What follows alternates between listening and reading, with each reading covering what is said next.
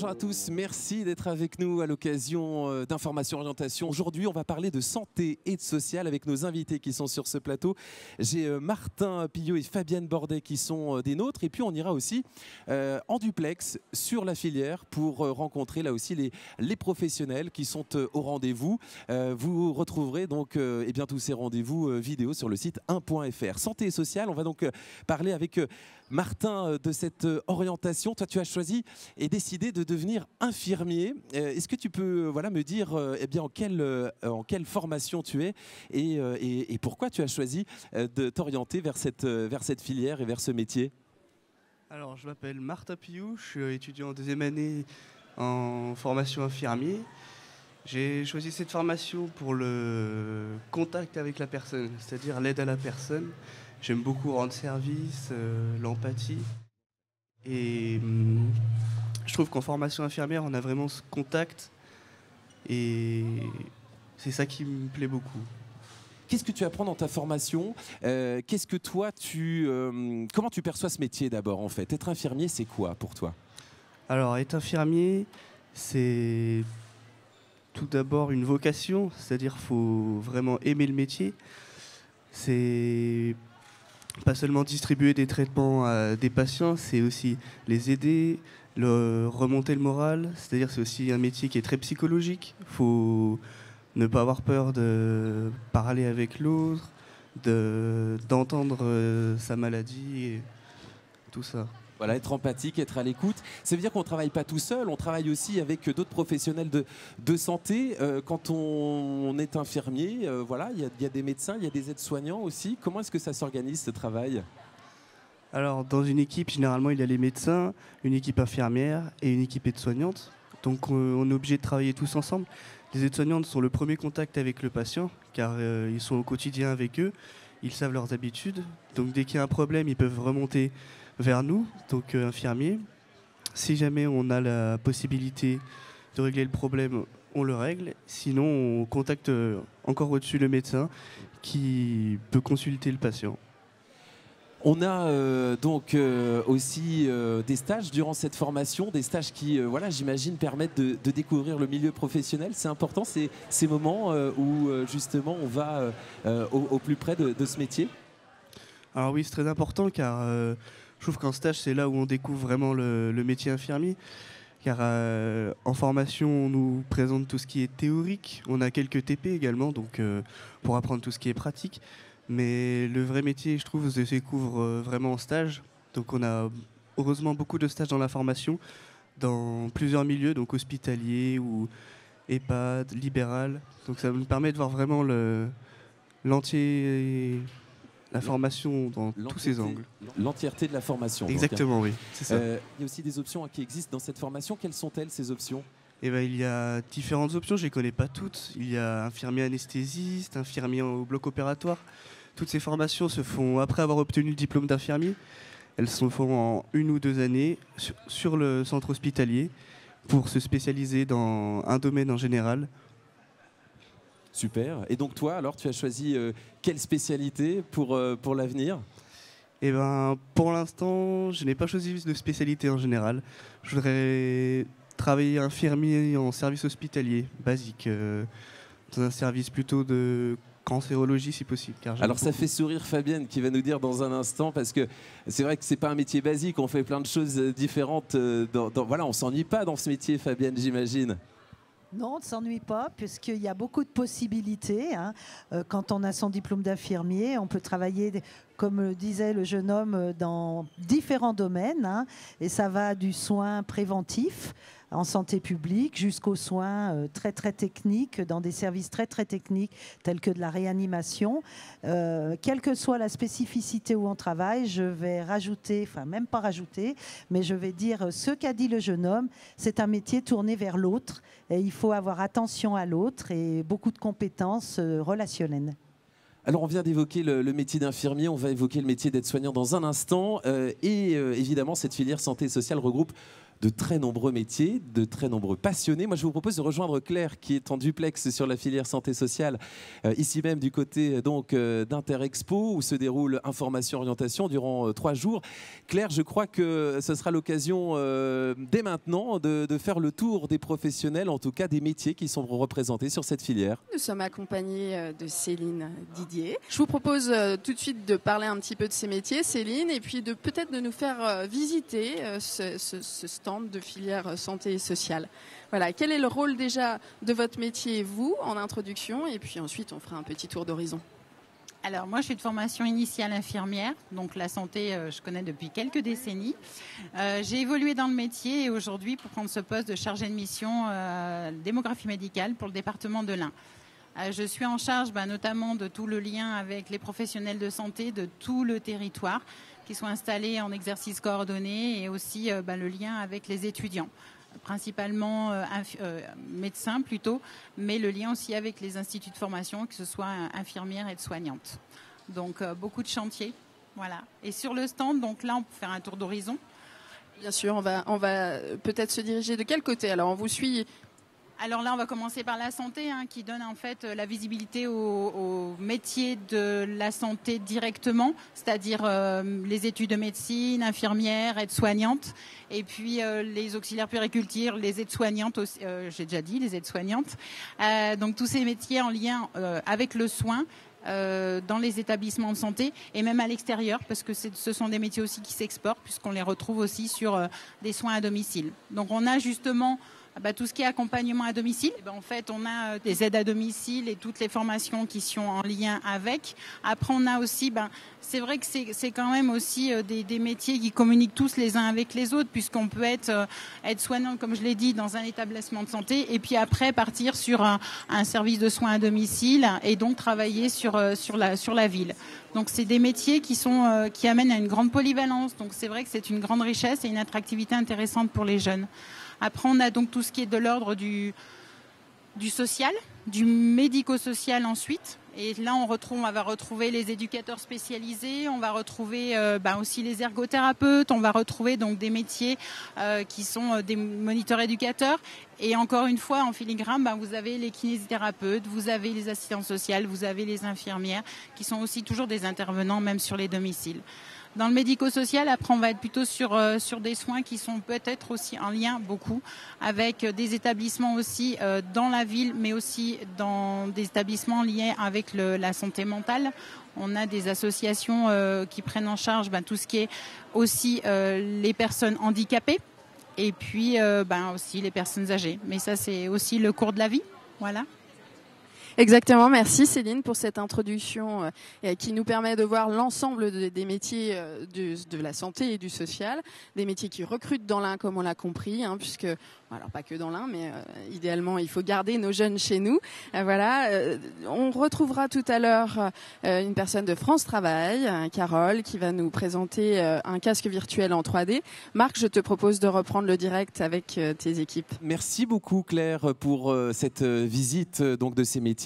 Dis donc, ça en fait quand même beaucoup, Fabienne, de métiers. Vous qui êtes coordinatrice pédagogique, il faut apprendre tous ces métiers à ces jeunes qui vont peut-être les choisir. On a parlé d'aide-soignant, c'est un métier qui est très important et il nous faut du monde dans ces métiers-là. Est-ce que vous pouvez nous en parler d'abord? C'est quoi un aide-soignant?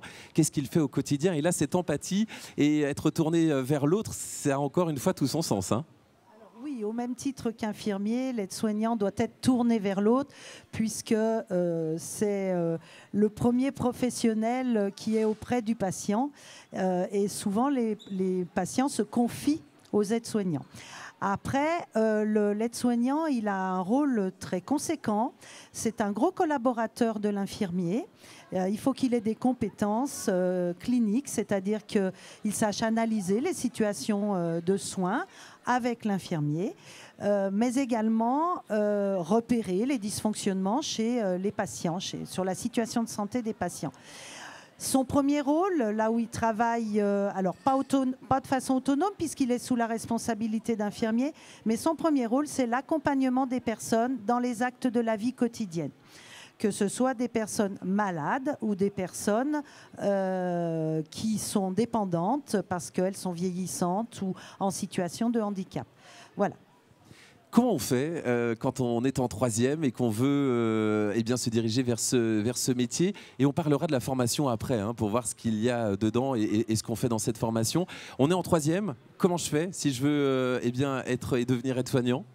Alors, eh bien, je m'inscris pour candidater pour la sélection aide-soignante dans une école d'aide-soignante.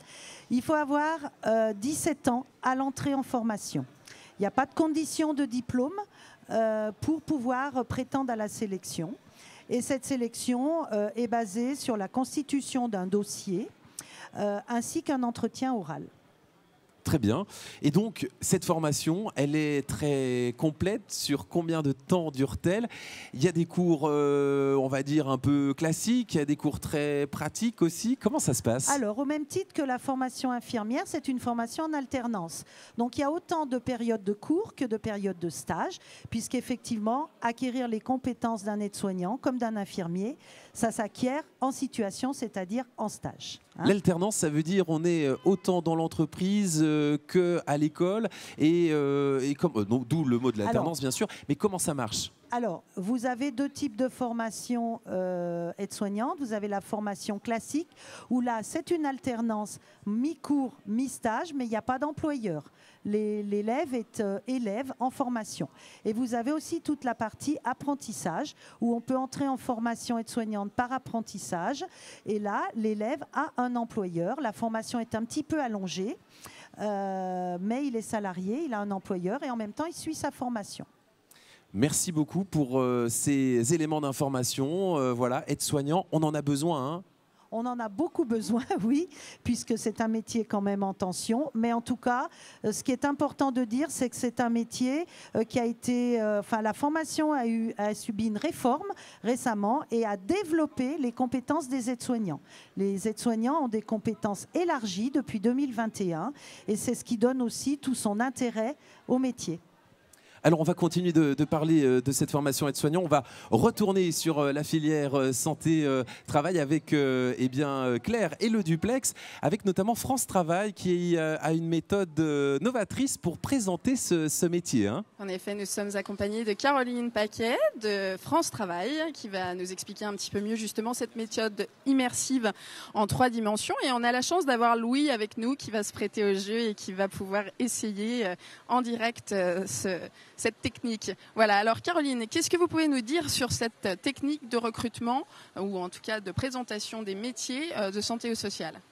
Alors, cette proposition qui est faite aux personnes en reconversion ou en découverte de métier propose de s'immerger au sein du métier donné. Donc aujourd'hui, nous sommes sur ce salon pour présenter les métiers de l'aide à la personne, accompagnant éducatif et social, donc soit en structure, soit au domicile des particuliers.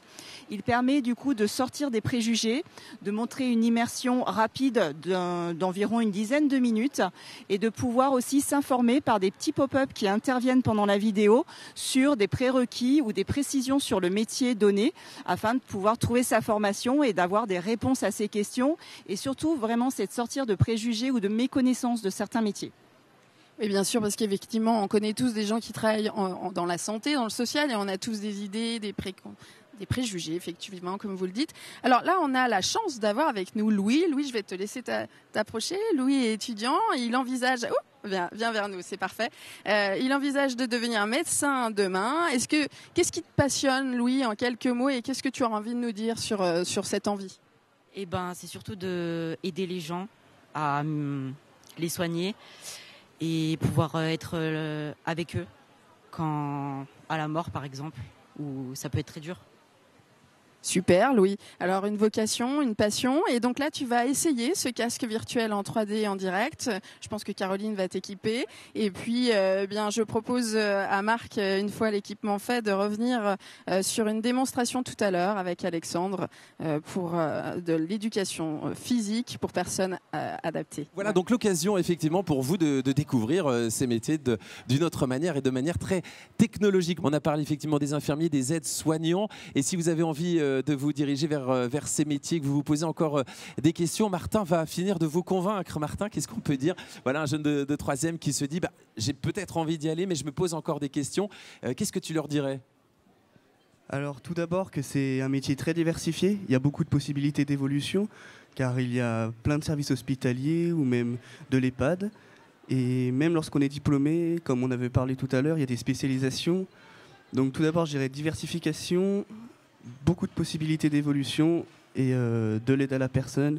Si on est de bons contacts, qu'on aime bien discuter, parler avec les gens, je pense que c'est vraiment un métier fait pour vous. Bon, en tout cas, on te sent passionné et on voit que tu as fait le bon choix. Donc ça, c'est une très bonne chose. Fabienne, là aussi, s'il y avait un petit quelque chose à dire pour finir de convaincre les jeunes pour aller dans cette formation, qu'est-ce qu'on pourrait leur dire?